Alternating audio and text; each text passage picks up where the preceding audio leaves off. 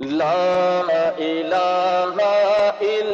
اللہ لا بسم اللہ الرحمن الرحیم۔ مصنف ابن ابی شیبہ جو امام بخاری رحمۃ اللہ علیہ کے دادا استاذ کی کتاب ہے، اس کی جلد نمبر 2 ہے، صفحہ نمبر اس کا 41 ہے۔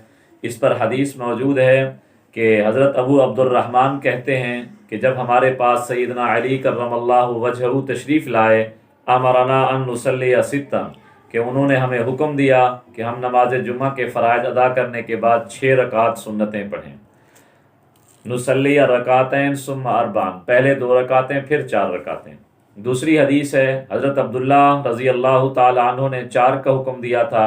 حضرت عبداللہ بن حبیب کہتے ہیں کہ جب حضرت علی تشریف لائے تو انہوں نے ہمیں 6 رکعت کا حکم دیا۔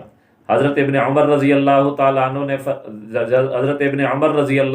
عنہ جب نماز جمعہ پڑھ لیتے، صلی بعدہا 6 رکعات، تو نماز جمعہ فرض ادا کرنے کے بعد 6 رکعت پڑھتے، پہلے 2 رکعت پھر 4 رکعت۔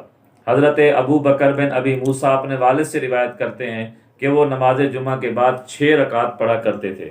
حضرت مسروق تابعی ہیں، وہ بھی نماز جمعہ کے بعد 6 رکعت سنتیں ادا کرتے تھے۔